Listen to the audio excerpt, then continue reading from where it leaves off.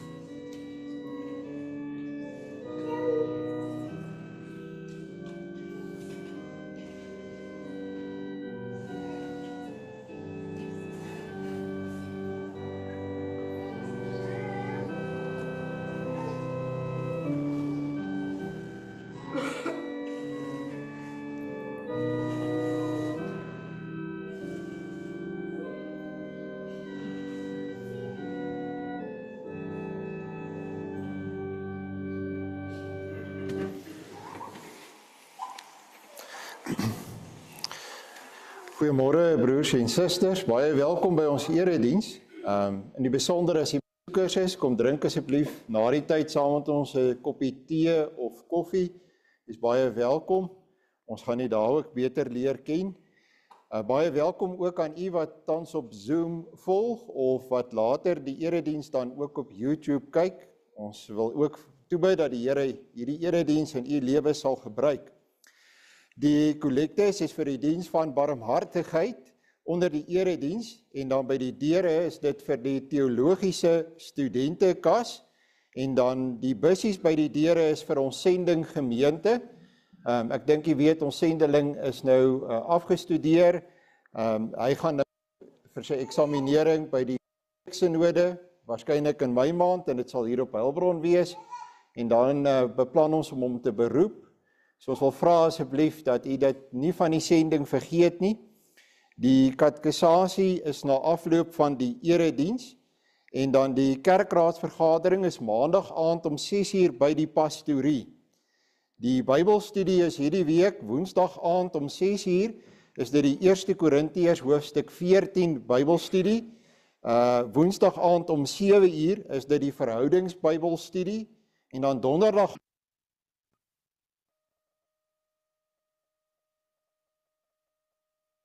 ek herinner maar net daaraan, dis donderdag aand, ek dink 7:00 werk vir ons almal die heel beste, dan is ons terug by die huis, dis die gesonde leer, ons sal begin by hoofstuk 3.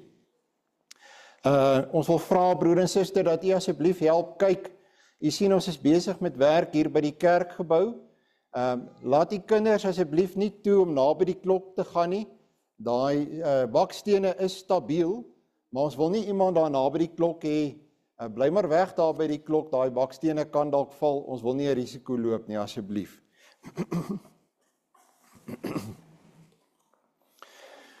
Ons begin ons erediens, broer en suster. Ons slaan ons oë op na die berge. Waar sal ons hulp vandaan kom? Hulp is in die naam van die Here, wat die hemel en die aarde geskape het.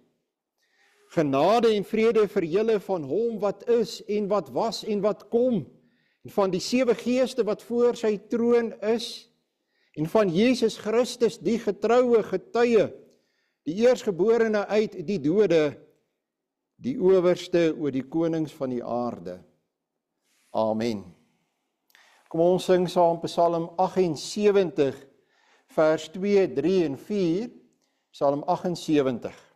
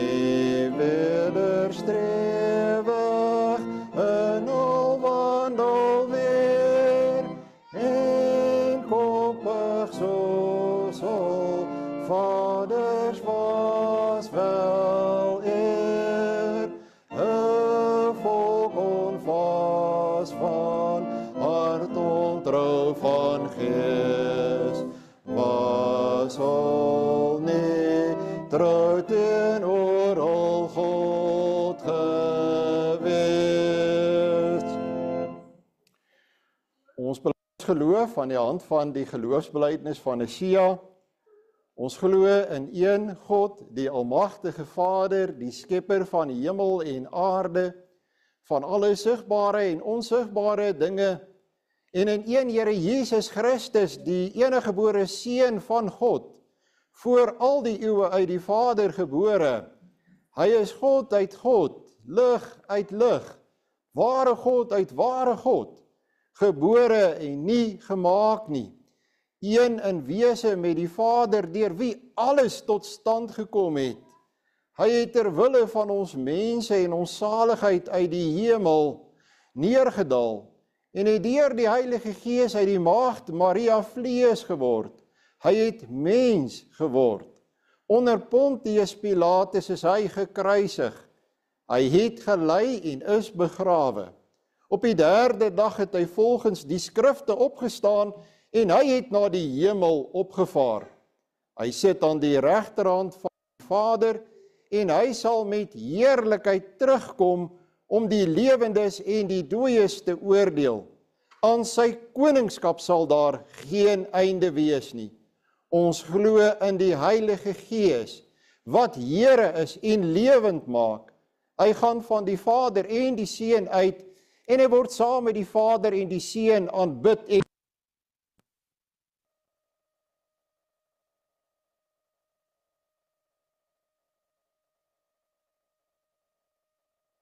ons bely een doop tot vergifnis van sondes. Ons verwag die opstanding van die dooies en die lewe van die toekomstige bedeling. Amen. Geliefde broer en suster, ons gaan nou oor na die volgende gedeelte van die liturgie. Ons luister saam na die wet van die Here uit Deuteronomium 5 vers 6 tot 21. Ek is die Here, jou God, wat jou uit Egipte, uit die plek van slawerny bevry het. Jy mag naas my geen ander gode hê nie. Jy mag nie vir jou 'n beeld of enige afbeelding maak van wat in die hemel daarbo of op die aarde hieronder of in die water onder die aarde is nie. Jy mag hulle nie vereer of dien nie, want ek, die Here jou God, is onverdeelde trou aan my. Ek reken kinders die sondes van hulle vaders toe, selfs tot in die 3de en 4de geslag van die wat my haat. Maar ek betoon my liefde tot aan die 1000ste geslag van die wat my liefhet en my gebooie gehoorsaam. Jy mag die naam van die Here jou God nie misbruik nie, want die Here sal die een wat sy naam misbruik nie ongestraf laat bly nie. Jy moet die Sabbatdag so deurbring dat jy dit heilig hou, soos die Here jou God jou beveel het. 6 dae moet jy werk en alles doen wat jy moet, maar die 7de dag is die Sabbat van die Here jou God. Dan mag jy geen werk doen nie, nie jy of jou seun of jou dogter of die man of vrou wat vir jou werk, of jou bees of jou donkie of enige dier van jou, of die vreemdeling by jou nie, sodat jou werksmense kan rus soos jy. Jy moet daaraan dink dat jy in Egipte 'n slaaf was, en dat die Here jou God jou deur sy groot krag en met magtige dade daaruit bevry het. Daarom het die Here jou God jou beveel om die Sabbatdag te onderhou. Eer jou vader en jou moeder, soos die Here jou God jou beveel het, en dan sal jy 'n lang lewe hê en sal dit goed gaan met jou in die land wat die Here jou God vir jou gee. Jy mag nie moord pleeg nie, jy mag nie egbreek pleeg nie, jy mag nie steel nie, jy mag nie vals teen 'n ander getuig nie, jy mag nie iemand anders se vrou begeer nie, jy mag nie sy huis begeer nie, ook nie sy grond, sy slaaf of slavin, sy bees of donkie of enigiets anders wat aan hom behoort nie. Kom ons sing saam Psalm 131 vers 1 tot 3, daarna gaan ek u voor in ons voorbidding.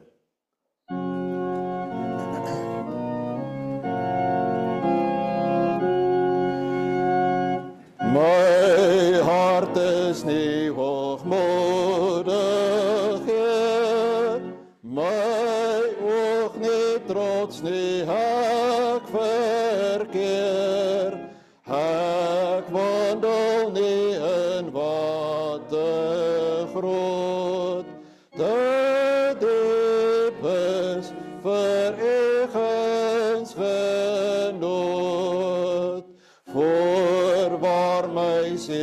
is in my stil, weer een met God se heilige wil, net soos ek in tevrede by sy moeder is my siel in my. Laat Israel op die Heer vertrou, sy hoop op Gods ontferming bou, en stil berus in sy beleid, van nou af tot in ewigheid.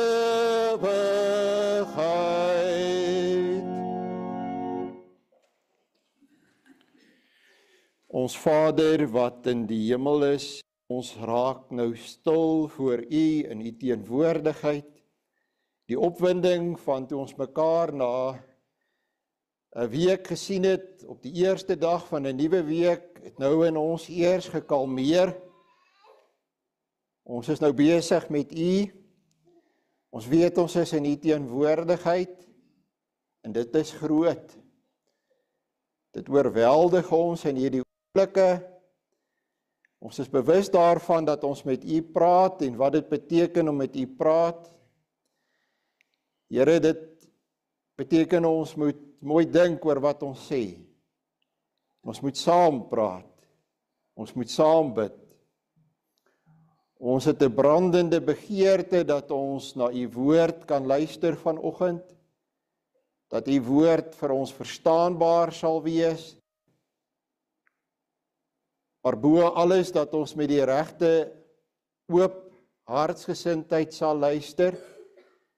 Dat ons nie allerhande argumente in ons hoofde bymekaar sal maak om eintlik U woord wat tot ons kom te weerspreek nie, maar dat ons werklik net U woord sal ontvang, sodat ons in die week wat ons ingaan, dit kan gaan oordink. Here, lei ons dan nou deur U Heilige Gees. Ons bid dit in die naam van ons enigste Verlosser, dat U ook ons menigvuldige sonde sal vergewe. Amen. Geliefde broer en suster, die twee preke kom uit dieselfde teks Sondag 27, maar ek lees verskillende skrifgedeeltes vir die twee preke. Die eerste deel wat ons saam lees uit die Ou Testament, elke keer die 2020 Afrikaanse vertaling, Genesis 17, toe Abraham 99 jaar oud was, het die Here aan Abraham verskyn en vir hom gesê, ek is God die Almagtige, leef voor my en wees onberispelik. Ek wil my verbond tussen my en jou bekragtig en jou buitengewoon laat vermeerder.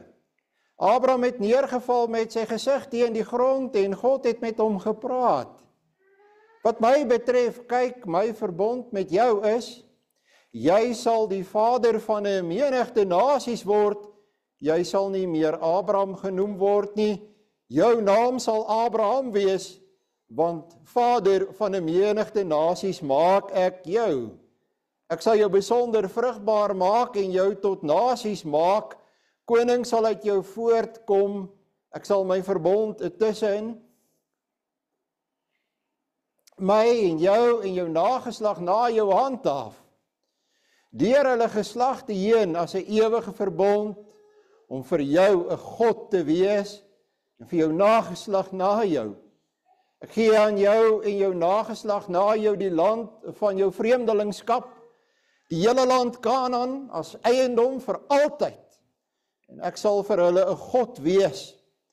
God het ook vir Abraham gesê, en jy, my verbond moet jy nakom, jy en jou nageslag na jou deur hulle geslagte heen, en dit is my verbond, tussen my en julle en jou nageslag na jou, wat julle moet nakom. Elke manlike persoon onder julle moet besny word. Julle moet besny word aan die vlees van julle voorhuide, dit sal dien as teken van die verbond tussen my en julle. Op die ouderdom van 8 dae moet elke manlike persoon by julle besny word, deur al julle geslagte heen, ook 'n kind uit die huishouding, en die wat met geld gekoop is van enige vreemde, en wat nie deel is van jou nageslag nie, 'n kind uit die huishouding, en die wat met geld gekoop is, moet beslis besny word. My verbond moet aan julle liggame wees as 'n ewige verbond, 'n onbesnede manlike persoon wat nie aan die vlees van sy vooruit besny is nie, daardie persoon moet van sy mense afgesny word. My verbond het hy verbreek. Dan lees ons ook saam, primêr om vir u te toon dat God steeds deur die tye werk met die strukture wat hy in die skepping reeds gevestig het, lees ons dat die wyse waarop God steeds werk is die huwelik en gesinne. 1 Korintiërs hoofstuk 7 vers 10 tot 16. Aan die wat getroud is, gee ek die opdrag, nie ek nie, maar die Here, dat 'n vrou nie van haar man mag skei nie. As sy tog skei, laat sy ongetroud bly of haar met haar man versoen. 'n Man mag ook nie van sy vrou skei nie. Maar aan die ander sê ek, nie die Here nie, as 'n broer 'n ongelowige vrou het wat instem om by hom te bly, moet hy nie van haar skei nie. En 'n vrou met 'n ongelowige man wat instem om by haar te bly, moet nie van hom skei nie. Die ongelowige man is immers deur sy gelowige vrou geheilig, en die ongelowige vrou is deur haar gelowige man geheilig. Anders sou hulle kinders onrein wees, maar nou is hulle heilig. As die ongelowige egter wil skei, laat hy skei. In sulke gevalle is die broer of suster nie gebonde nie. God het julle egter geroep om in vrede te leef, want hoe weet jy, vrou, of jy nie jou man sal red nie? Of hoe weet jy, man, of jy nie jou vrou sal red nie? Kom ons kyk na ons teks. Ek lees dit net een keer, broer en suster, ek gaan dit nie herhaal nie. Onthou, by leerprediking is jou teks, dis jou teks. Die skrif belig die teks. Jy moet baie mooi hier luister, broer en suster, dit gaan oor die doop. Kyk of jy tussen die lyne kan lees. Hier gaan dit nie oor die mens. Ek vind, as jy preke nagaan oor Sondag 27, dat oor die algemeen dink mense dit gaan oor die mens. Luister mooi, oor wie gaan dit hier? Is die uitwendige waterbad self dan die afwassing van die sonde? Nee, want alleen die bloed van Jesus Christus en die Heilige Gees reinig ons van alle sondes. Waarom noem die Heilige Gees die doop dan die bad van die wedergeboorte en die afwassing van die sondes? Elke keer word ons teruggevat na God toe. Christus, die Heilige Gees, God. God sê dit nie sonder gewigtige redes nie. Hy wil ons naamlik daarmee leer dat die bloed en gees van Christus ons sonde so wegneem, soos die water die vuilheid van die liggaam wegneem. Verder wil hy ons veral deur hierdie goddelike waarborg en teken verseker dat ons net so seker geestelik van ons sondes gewas is as wat ons liggame uitwendig met water gewas word. Moet die jong kinders ook gedoop word? As jy nou gevolg het wat ek gesê het, dan gaan die vraag nou vir jou sin maak. Die klem is die hele tyd op God, nie op die mens. Nou kom die vraag, kinders, hoekom doop ons dan kinders? Wel, daar kan net een antwoord wees. Dit moet nog steeds oor God gaan. Ja, aangesien hulle net soos die volwassenes in die verbond van God en sy gemeente ingesluit is, ook aan hulle word nie minder as aan die volwassenes deur die bloed van Christus, die verlossing van die sondes en die Heilige Gees wat die geloofwerk beloof nie. En daarom moet hulle ook deur die doop as teken van die verbond in die Christelike kerk ingelyf en van die kinders van die ongelowiges onderskei word, soos dit in die ou verbond deur die besnydenis gedoen in die plek waarvan die nuwe verbond, die doop ingestel is. Geliefde broer en suster, mense het alles omgedraai vandag dat dit gaan oor die mens. Dit is die verblinding van die duiwel. En op geen plek in die kerk sien jy dit duideliker as by die leer oor die doop nie. Mense dink, dit gaan in die doop oor die mens. Dit kan tog nie. Net soos dit ook in hierdie preek nie kan gaan oor die mens nie. Want 'n preek is tog die openbaring van God aan ons. Ons is hier nie terwille van ons nie, nie terwille van jou pitkos nie, nie terwille van jou lekker week nie. Ek en jy is hier terwille van God. God het vir ons 'n sakrament ingestel. Sal God nou vir ons 'n sakrament gee, wat ingestel moet wees op die mens, sodat ons die mens beter kan raak sien? Of sal hy vir ons 'n sakrament gee, sodat hy raak gesien word en daardeur geëer word? 'n Goeie God?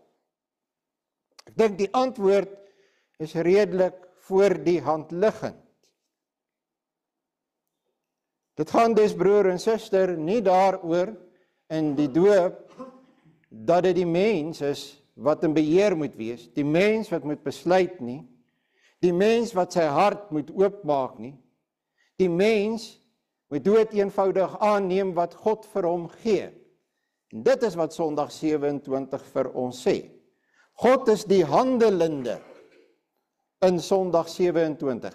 Hy gee die boodskap, hy gee die sakrament, hy gee die verlossing, hy werk die geloof, hy gee, ons ontvang, ons neem aan.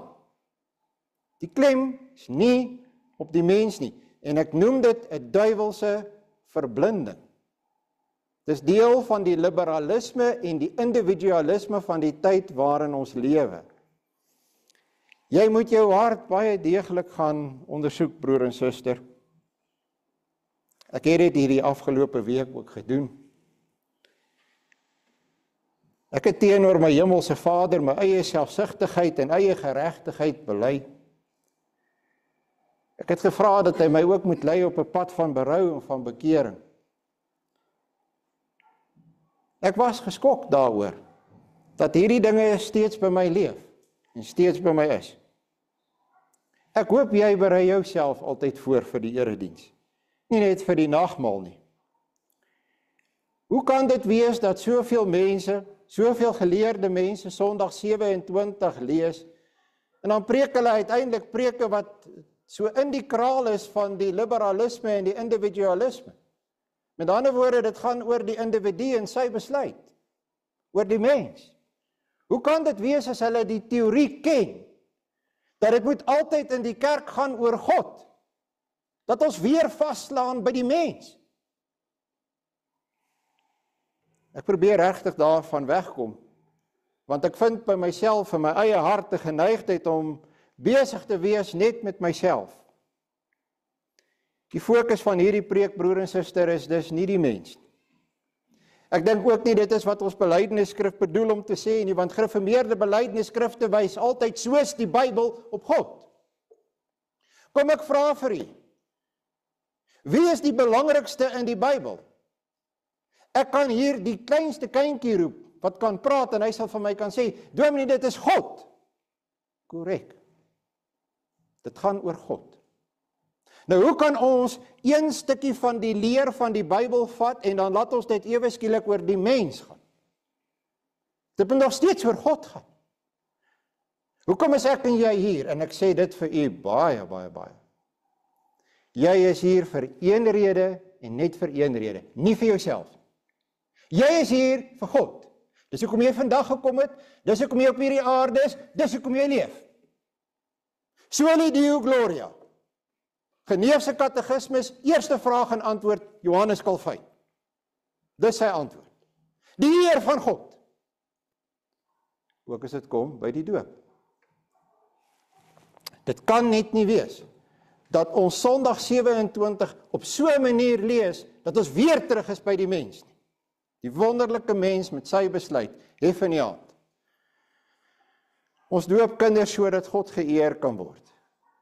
Ons prioriteite moet reg wees, broer en suster. Ons prioriteite moet agter mekaar wees, ook in die gemeente. Ek preek sodat God geëer kan word.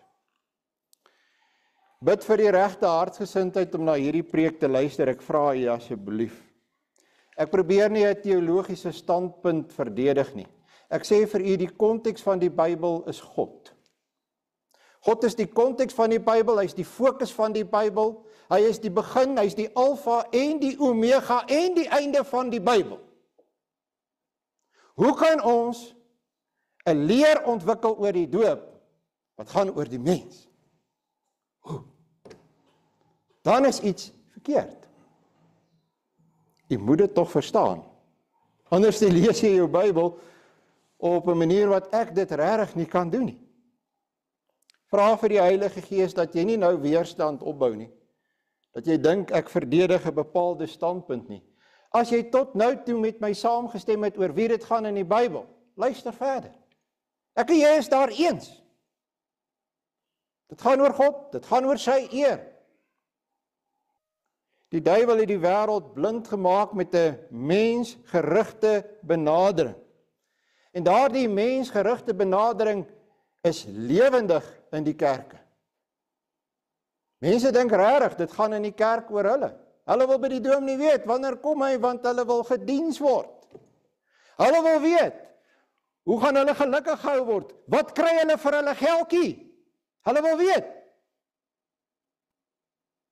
Waarde vir hulle geldjie. Dis 'n mensgerigte benadering. Hy's in die kerk. Dis die liberalisme. Dis Joe Biden. Dis die woke beweging. As jy gewonder het waarna toe vat hy jou. Hy gaan soontoe. Dis dieselfde ding. Dis die gees van individualisme. Aan wie behoort die kinders wat in hierdie kerk sit? Moet net nie vir my sê dis jou kinders nie. Want dit is nie. Daai kinders is deur die Here aan jou gegee. Deur ons hemelse Vader vir jou en vir jou vrou gegee. Daardie kinders se lewensdoel is presies dieselfde as jou lewensdoel. Hulle het dieselfde Bybel. Hulle lewensdoel is God. God en God se eer. Jy as 'n ouer het 'n God gegeewe opdrag om hulle daardie doel te leer en te verstaan, dat hulle dit verstaan en vir hulle te demonstreer met jou voorbeeld. En as jy voluit gaan vir daai lewensdoel, kan ek jou een ding waarborg en dit is werklike geluk. Werklike, blywende geluk. Maak nie saak wat in jou lewe gebeur nie. Want jy weet hoekom jy hier is, jy verstaan hoekom jy hier is, jy weet waarheen jy op pad is. Kinders van die Here, klein kindertjies van die Here, wat hier is, kan ook die Here dien. Ek dink altyd aan die dogtertjie wat in diens van Naaman gestaan het en wat uiteindelik die heilryke boodskap aan hom verkondig het en hy kon gered word. Die Here wil hê dat die kinders moet hom dien en dis ons taak as ouers om dit vir ons kinders te leer. Kinders is nie minderwaardig in die kerk van die Here nie. Daai kind is 'n lidmaat. As iemand vir my vra as kinders deel van die kerk van die Here, dan sê ek dadelik ja. Absoluut. Hulle word nie eers lidmate wanneer hulle belydenis van geloof doen nie. Hulle is reeds lidmate van die kerk van die Here. Jy wat daar sit is 'n dooplidmaat van die kerk van die Here. Jy is nog net nie 'n belydende lidmaat nie. Maar jy is die kerk van die Here.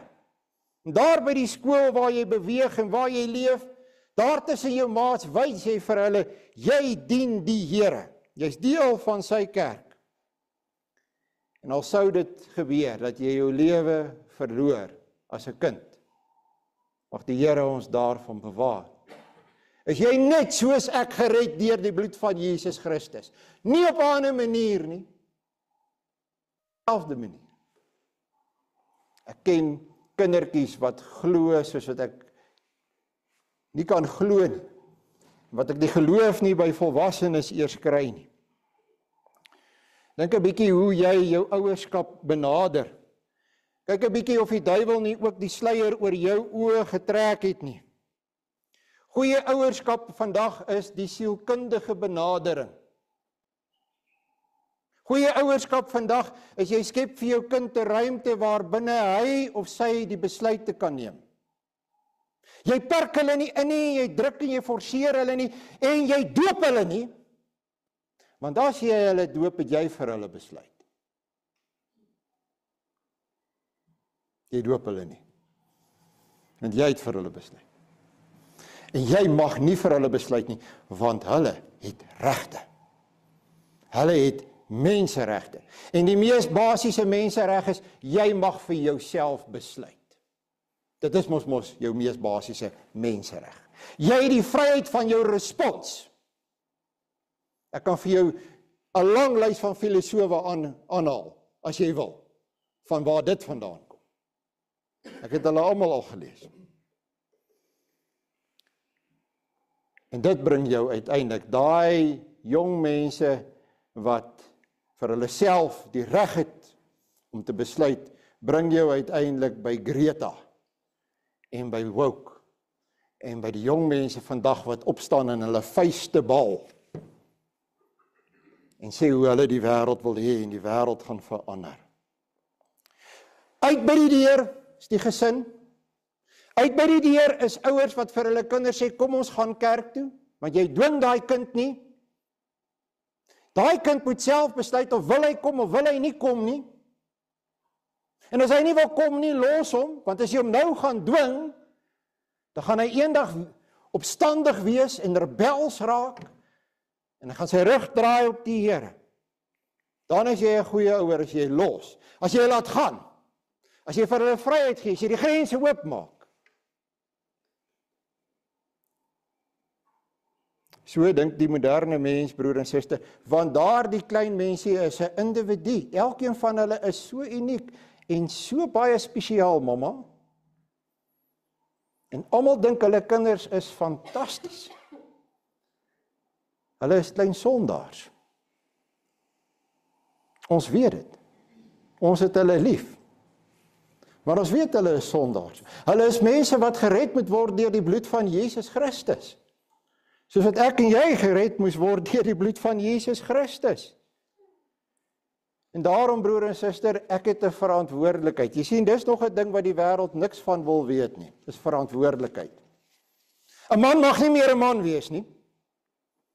Want dan sal hy 'n chauvinis en 'n vrou 'n vertrapper. 'n Man mag nie meer die hoof van sy huis wees nie. En 'n vrou, die vrou moet eerder vir die man sê hoe moet dit gedoen word. Maar daai struktuur werk nie meer nie. Die Bybelse model is nou by die deur uit. Jy sien, as jy die een deel van hierdie ding kies, dan bring dit jou uiteindelik by die ander goed uit. En die gesin begin losraak. En torring los, en rafel los. En dan naderhand, dan vra jy vir jouself af, hoe het dit gebeur dat ons hierby uitgekom het? Maar wat van die tekste in die Bybel? Ek ken daai tekste in die Bybel. Dink jy ek lees nie daai tekste in die Bybel nie?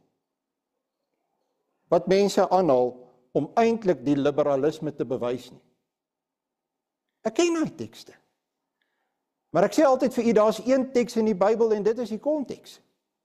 Byvoorbeeld, kom ons vat die mees bekende een van al daai tekste. Jy kan hulle almal vat. Ek sal 2 van hulle vat. Byvoorbeeld Markus 16 vers 16. Hy wat glo en hom laat doop sal gered word. Hy's lekker eenvoudig. En dan Matteus 28, gaan dan heen, maak disippels van al die nasies. Leer hulle om alles te onderhou en doop hulle in die naam van. So hulle word disippels en dan leer hulle en doop hulle. So is maklik. So glo, doop, sê mense. Ja, en die konteks? Wat is die konteks van Markus 16 vers 16 en Matteus 28? Wat is die konteks? Dis die sending konteks. Dit is as jy die evangelie verkondig aan mense, volwasse persone wat hier voor jou staan. Mense wat dit nog nie gehoor het nie. Gaan verkondig die evangelie aan hulle. Ons is pro dit. Hierdie gemeente doen dit. Dan, as hulle tot geloof gekom het, ja, doop hulle dan. En ons doen dit ook in hierdie gemeente. Volwassenes wat nog nie gedoop is nie, maar wat tot bekering gekom het, dan doop ons hulle. Dan is dit die orde. Hoe dit by Abraham gewerk? Presies so. Ek gee dit toe. Ek strei nie vir 'n oomblik daaroor nie. Daar staan tog, Abraham het in God geglo en dan kom God eers en hy gee die verbondsteken van die besnydenis. Dis tog baie duidelik wat in die Bybel staan. Jy kan nie daaroor stry nie. Dit is ook so in die Nuwe Testament in die geval van die Ethiopiër, van Cornelius, van Lydia en die tronkbewaarder van Filippi. Die evangelie is aan hulle verkondig as volwassenes. Hulle het geglo en toe is hulle gedoop. Geen probleem daarmee nie. Maar nou dieselfde mense wat dit sal gebruik as 'n voorbeeld. As jy sê, en wat van Isak? As jy nie weet wie is Isak nie, is die kind wat vir Abraham gebore is. Nee, wag 'n bietjie. Isak is natuurlik besny, toe hy 'n babietjie was. As julle dit dan nie geweet het. Isak is besny. So, aan die een kant kan die Here so werk, en dis die pad wat ons van hou, ons hou van hierdie ene. Want ons as die mens kan besluit, ons is in beheer, ons is die volwassenes. Maar die oomblik as jy sê, wat van die besnydenis van die kinders, wat gelyk met dieselfde lyn loop, dan sê hulle, nee, wag 'n bietjie, nou moet ons die Bybel begin anders te lees. Wees minstens konsekwent. Wees minstens eerlik in jou eksegese, en wees minstens konsekwent. Dan, broer en suster, is dit baie duidelik. Die fokus van die doop is nie die mens nie. Hoekom het Abraham geglo? Hoekom is Abraham gedoop? Sodat Abraham mens kan wees tot eer van God. Hoekom is Isak besny? Sodat Isak was dit ook, mens kan wees tot eer van God. Dis broer en suster, daar is baie voorbeelde in die Bybel wat ek nou vir u sê, dat God werk eintlik met 'n dubbele pad. Twee paaie wat mens kan sê as dit ware parallel loop. Dit hang net af op watter stadium die Here daai mens neem. Watter stadium hy daardie mens se lewe begin rig in die rigting soos wat hy wil, as 'n volwassene of as 'n kind. Om nou te begin sê dat dit gaan oor die enkeling en die enkeling se persoonlike keuse. Besef jy hoe die wêreld ons enkelinge gemaak, alleen mense gemaak, depressiewe mense gemaak. Want ons is elkeen 'n unieke individu deesdae. Mense ry mos nie meer na mekaar toe nie, kuier nie meer by mekaar nie. Volwasse kinders wil vir hulle ouers te vertel hê, hulle kan nie meer vir hulle sê wat hulle moet doen nie, of vir hulle sê wat is reg of verkeerd nie. Ons is losstaande individue. Mense wat soek na ons eie identiteit, ons sukkel. Hoekom sukkel ons? Want ons het 'n klomp regte, en ons besluit vir onsself, ons is alleen, ons is eensaam, ons is depressiewe mense. Die gesin is aangeval, dit het eintlik begin by die aanval op die huwelik al in die 1960er jare, ek kan vir u die lyne maar deurtrek, en uiteindelik is die gesin aangeval, en nou begin die samelewing onder druk kom. God het vir Adam 'n maat gemaak, sy was Eva, hy het hulle bymekaar gemaak en hy het gesê, op hierdie manier wil ek werk deur 'n huwelik en deur 'n gesin, en uiteindelik het hulle kinders gehad, dit was die gesin. Dit was die pad wat hy met hulle wou loop. Maar toe gaan Adam en Eva en hulle kies vir die alleenpad, die individuele pad. Eva besluit, hierdie vrugte lyk baie lekker. Sy neem daai besluit op haar eie. Adam neem van die vrug. En as Adam in die moeilikheid is by God, dan sê hy, o, dit is Eva. Dit is die pad van die individualisme. En God kom en hy herstel. Hy sê, ek sal herstel deur die moederbelofte. Ek sal julle in die huwelik hou. Hy hef nie die huwelik op nie. Ek sal julle in die gesin hou. Hy bewaar die gesin. Hy sê, op hierdie manier wil ek ook werk. Nie net op die een manier, soos met Abraham byvoorbeeld later nie, met 'n volwassene nie. Maar ek werk ook deur die huwelik en deur die gesin. Ek gee spesifieke kinders aan spesifieke mense. Julle is nie losstaande individue nie. Ons moet die lewensverhoudings respekteer wat God vir ons gegee het en ons moet dit gebruik en daar binne bly. Jong mense wil nie trou vandag nie. Hulle sit daar in hulle ma en pa se sitkamer, dan het hulle al kinders, maar hulle is nie getroud nie. Dan sê die een kind vir die ander kind, wanneer gaan jy kinders hê? Want die bly ook al reeds saam. En die ouers is goeie kerkmense. Die pa dien selfs op 'n kerkraad. Dis wat gebeur, broer en suster. Dis hoe die wêreld nou werk. Nie meer die huwelik nie. Ons het nie die huwelik nodig nie. Ons het nie die gesin nodig nie. Ons loop ons eie pad. Ons besluit van nou af vir onsself. Jy gaan seer kry. Dit gaan 'n diep vernederende, baie seer ervaring wees. Jy doen hom aan jouself. Want jy gaan buite die grense wat God vir jou gegee het. 'n Vis is vry, solank as wat hy in die water bly. Jy is vry, en het sal met jou goed gaan, solank as wat jy bly binne die raamwerk wat God vir jou gegee het, binne sy wet. God het dit nie opgehef nie. Ek het vir julle gelees uit 1 Korintiërs hoofstuk 7 uit. Selfs in daardie geval waar een van die persone tot geloof gekom het en die ander een nie, wat dan nou van hulle kinders? Dan sê die Here, daai kinders reken ek as geheilig. Ek reken hulle as afgesonder vir my. Hy werk op hierdie manier. Huwelik, gesin, hy sien ons as 'n eenheid. Nie as losstaande individue nie. Die teologiese term daarvoor is God sien ons as 'n kollektief. Nie net as individue nie.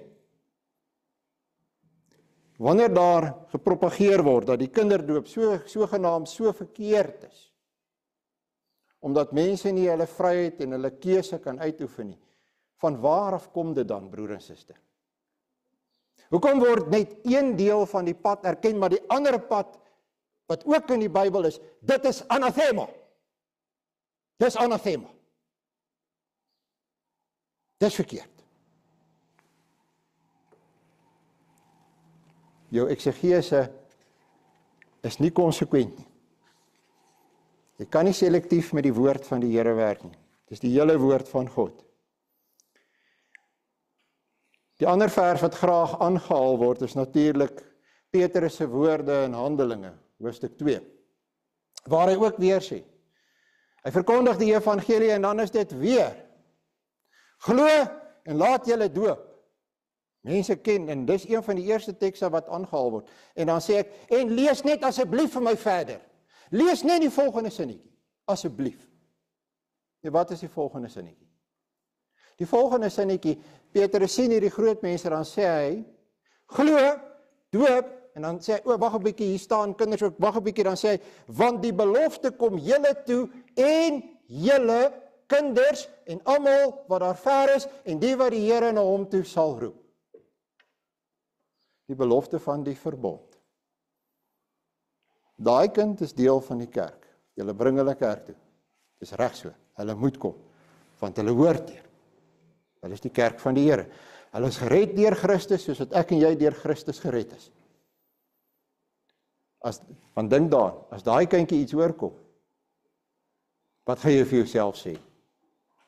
Daai kind kan nie op 'n ander manier gered word as deur Christus nie.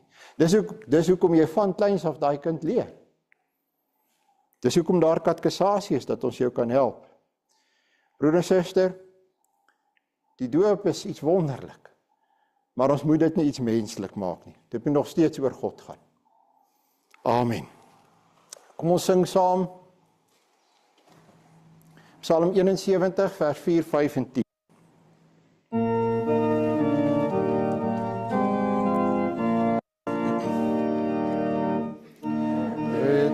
Steen op die vermoë van moeders liggaam aan, dan het hy my gestaan. Daarom loof ek die mededoe, my lof net tot die ere, sal nie verstom, o Here.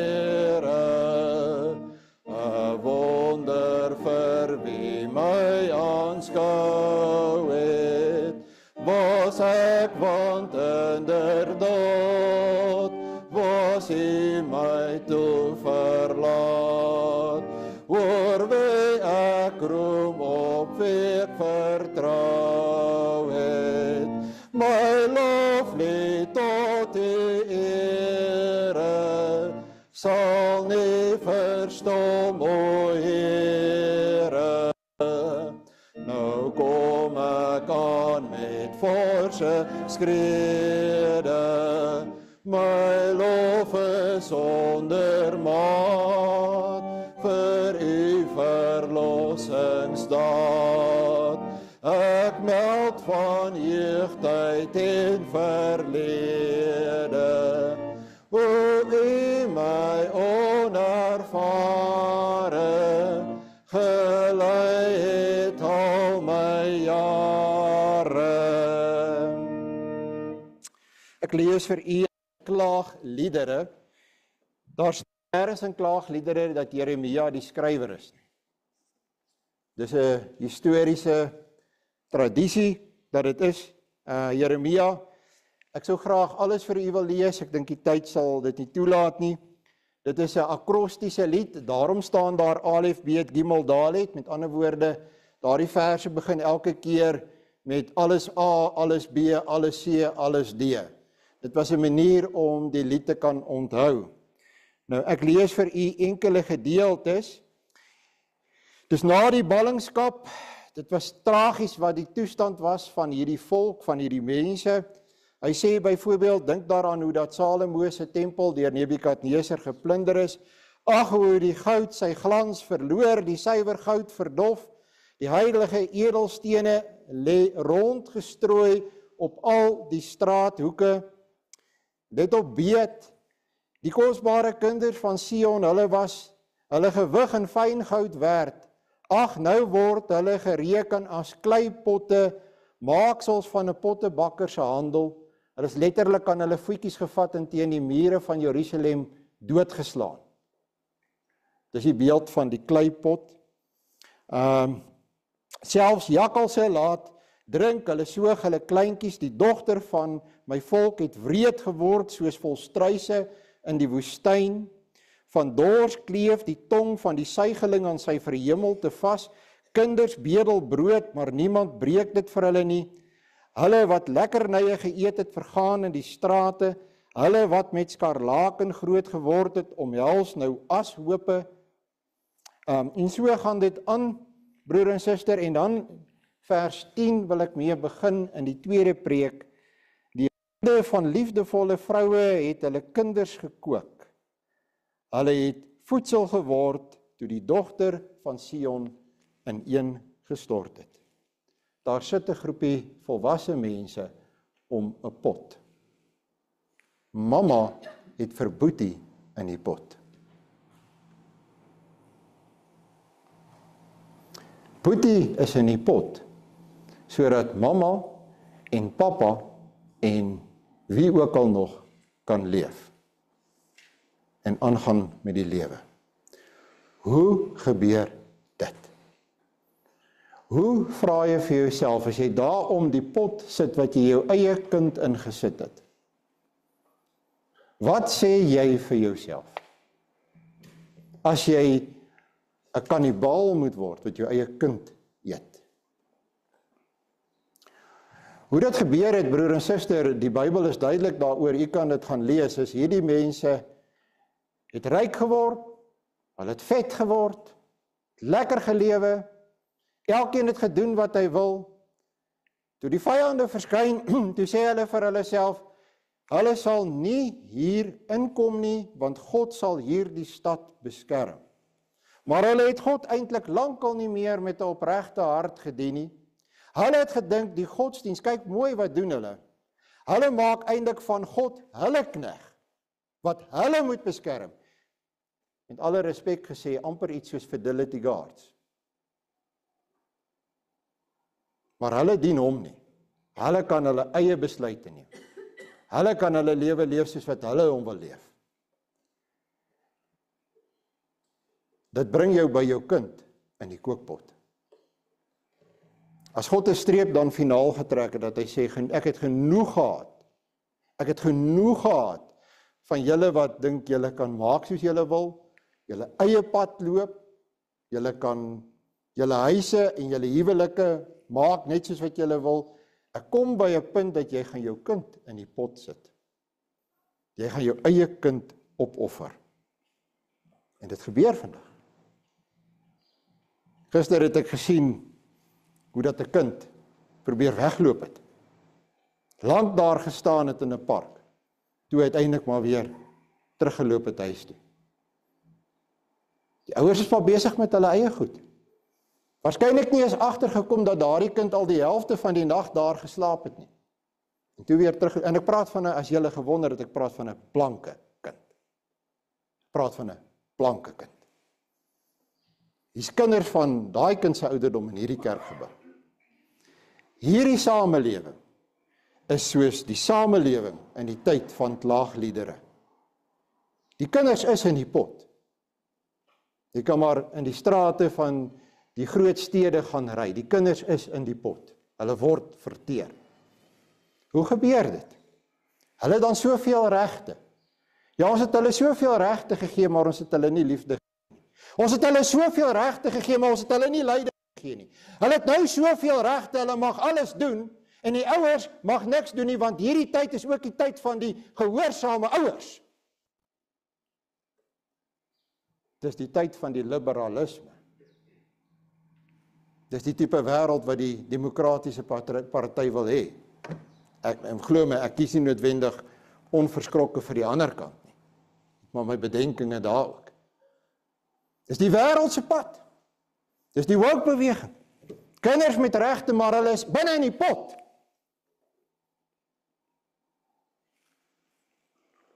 Dis my broer en suster in hierdie gemeente, en ek het dit al baie vir u gesê.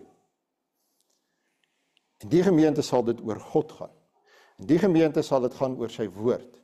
Wanneer die sakramente bedien word, sal dit gaan oor God en sy woord.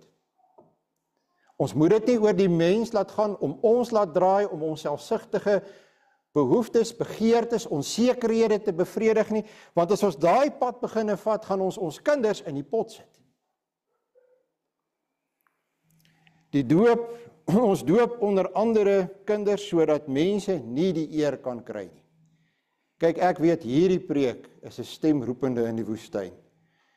Ek reken, as jy gaan kyk, dan is daar minder as 1% van plekke waar daar hierdie tipe preek vandag gepreek sal word. 99% gaan sê, dis jou besluit, dis jou keuse, jy kan dit doen, jy is 'n individu, jy mag besluit, dis jou reg, jou pa en ma mag nie vir jou sê. 99%, wil ek sê omtrent. Hoekom dan nog 'n preek soos hierdie preek? Hoekom nie maar die pad vat van die 99% nie? Hoekom nie ook maar sê, gee jou hartjie vir liewe Jesus nie? Hoekom hou ek aan dat God gee en jy kan net aanneem? Want dit is die waarheid. En ek wil nie my kinders, my kleinkinders en my agterkleinkinders in die pot sien nie. Want dit is wat gebeur het met die volk Israel. Dis waarna dit hulle toe geneem het. Ons mag dink, ons is baie modern met ons liberalisme en ons moderne idees. Dit is nie so niet nie. Dit was al, dit is al gedoen, dit het al misluk.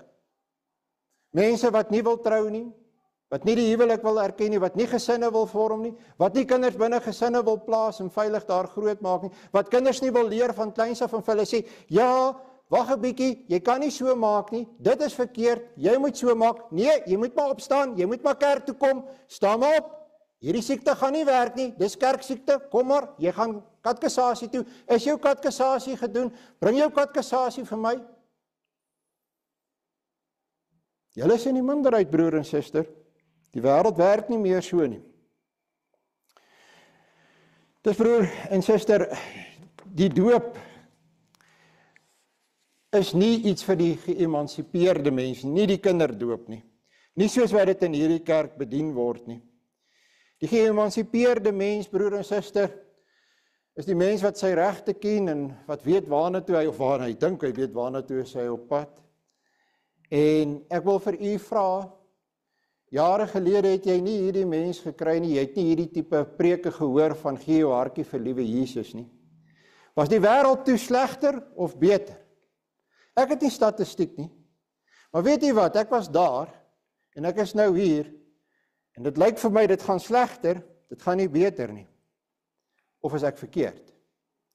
Ons kan gaan wegkruip agter die verdedigingsmure wat ons vir onsself gebou het, net soos die mense in die tyd van Nebukadneser. Ons kan ook vir onsself sê, met my gaan dit nog redelik goed, want ek kry darm my rekenings betaal, ek kry kos vir my kinders gegee, ek kan darm vir hulle skoolklere koop, ek kan hulle skoolgeld betaal, met my gaan dit nog goed.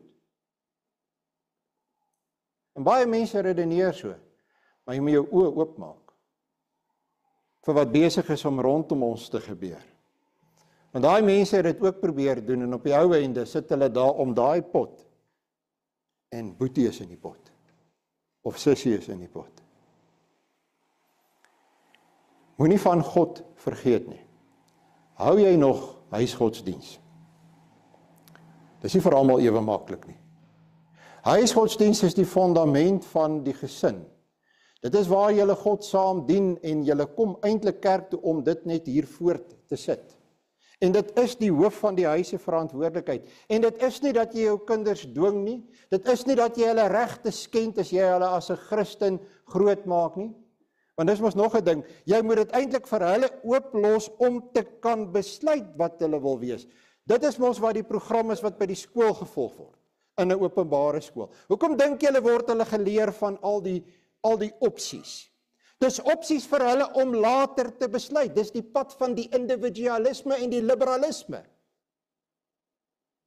Sodat hulle kan besluit, wil hy Hindu wees, wil hy Moslem wees, wil hy homoseksueel wees, wil hy tafel wees, wil hy vrou wees, wil hy man wees?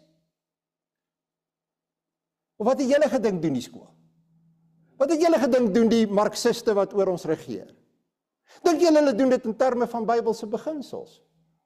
Of jok ek vir julle? Hier's onderwysers. Ek weet hierdie Christen onderwysers doen hulle bes om vir die kinders te sê. En ons het baie genade deur dat die dominee self kan gaan en by die skole hier onderrig gee. Maar dis eintlik so dat jy kan kies, sodat jou kind sy reg kan uitoefen. En behoede jou as ouer as jy daai reg van daai kind aantas. Jy sal jouself in die hof vind. Of gee daai kind net 'n pak slaag oor stoutigheid. Jy sal hof toe gaan. Jy sal toegesluit word. Dis liberalisme, dis individualisme. Dis 'n direkte aanval op die skrif en op God en op wat God sê hy wil hê vir sy kinders. Ons het dit mos gesê in die eerste preek, is God se kinders, is nie ons kinders nie. Dis vra ek vir u broer en suster, my kinders is groot mense vandag. My kleinkinders en my agterkleinkinders, ek bekommer my oor daardie pot. Ek sê nie dat Pinkstergroepe en Baptiste groepe wat gee jou hartjie vir Jesus verkondig, doen dit met malei fidei bedoelings nie, met kwade bedoelings met ander woorde nie. Ek dink nie hulle doen nie. Ek dink dood eenvoudig hulle staan onder die invloed van wat 'n mens noem metodisme. En baie kerke met die woord gereformeerd in hulle naam is eintlik uit en uit vandag metodiste. Dit kom van John Wesley af. Maar ek kan nie daarmee saamgaan nie, want ek sien waarna toe gaan dit. Ek lees my Bybel. Ek sien hierdie twee paaie. Abraham, maar daar's ook Isak. Wees minstens konsekwent. Dis broer en suster, daar is geloof, is verseker nodig. Hoekom doop ons kinders in hierdie gemeente? Sodat daardie kind uiteindelik as gelowige volwasse belydenis van geloof kan doen. Jy as ouer in die gemeente werk saam om daardie kind te begelei op daai pad tot en met belydenis van geloof. Daai kind word gedoop want God het vir jou 'n spesifieke kind gegee wat binne die verbond groot gemaak word. Daai Pinkstergroepe, die Baptiste groepe, gaan lees 'n bietjie hoeveel skryf hulle van die verbond. Ek daag u uit. Gaan lees 'n bietjie wat skryf hulle van die genadeverbond. Min. Daar's een kernbelangrike ding van die verbond. Die belangrikste ding van die verbond is net hierdie een ding. Wat het God vir Abraham gesê? Wat is die verbondsfrase wat deur die hele Bybel die frase is wat die meeste herhaal word? Ek sal vir jou 'n God wees en jy moet vir my 'n nasie wees. 'n volk wees. Ek sal vir jou 'n God wees. Ek het die inisiatief. Ek doen. Ek handel. Sondag 27. Ek is in beheer. Ek, nie jy nie. Ek is die fokus. Nie jy nie. Nie jy as mens nie. Moet dit nie omdraai nie. Dit bring geweldige ellende. 'n kind doen nie belydenis van geloof in hierdie gemeente as ons nie seker is dat daardie kind wedergebore is. Dat daardie kind werklik 'n gelowige is nie. Ons doen baie moeite. Ons het nie aanneming en voorstelling nie. Dit het al gebeur. Hier is mense wat hier sit as volwassenes vandag, wat nie saam met die ander kinders belydenis van geloof gedoen het nie. Ek sou hulle kon laat opstaan en hulle sou vir jou kon sê, dit is so. Daai selfde dominee het my gekatkeseer. Dit is so. Jy sal nie in die kerk belydenis van geloof doen, nie voordat jy wedergebore is. Dit gaan oor geloof. Maar ons erken die verbond. Ons weet, God is in beheer. God moet geëer word.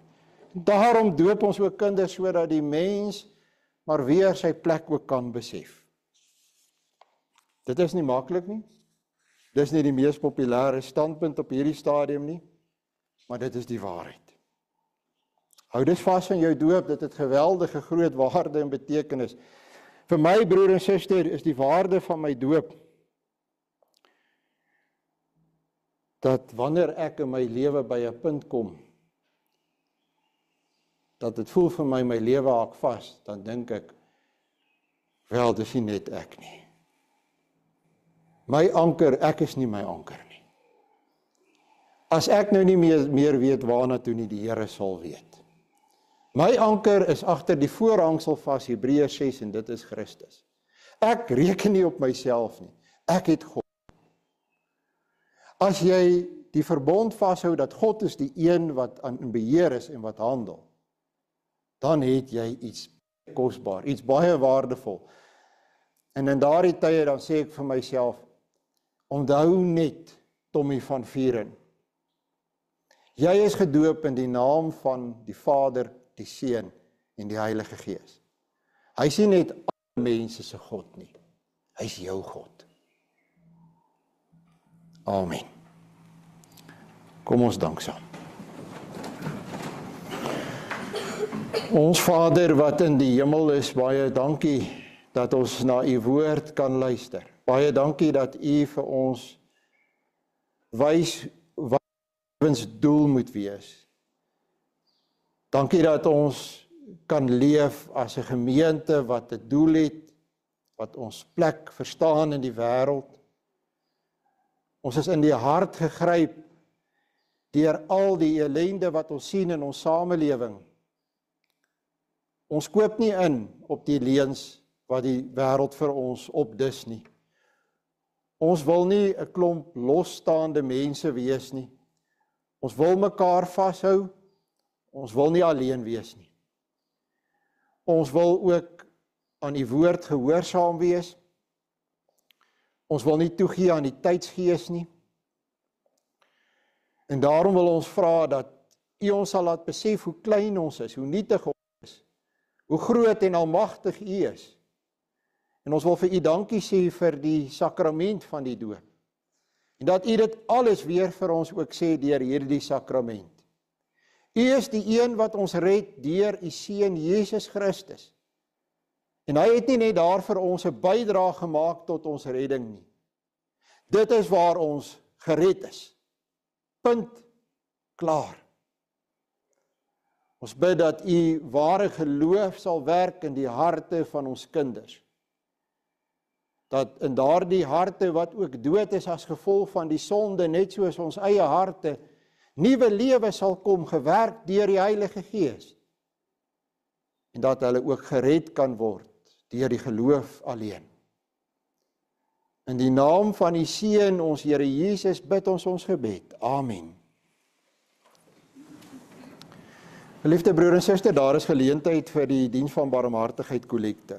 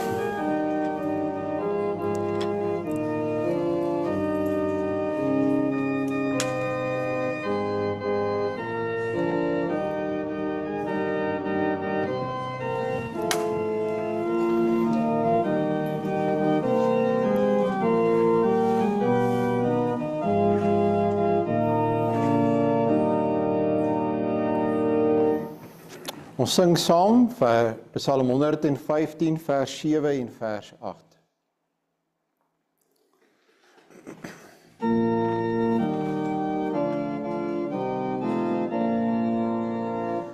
O die Here, denk na sy troue bonds bestel, seëninge sal hy skenk aan die huis van Israel, seëninge van die Heer, daal op haar ons kinders neer. Hy sal seën wie hom vrees, groot en klein wat op hom wag. Ja, hy sal allermees seën in al nageslag. Hy wat spreek en dit geskied, sal sy seën oral gebied. Die Here sal julle seën en julle beskerm. Die Here sal tot julle redding verskyn en julle genadig wees. Die Here sal julle gebede verhoor en aan julle vrede gee. Amen.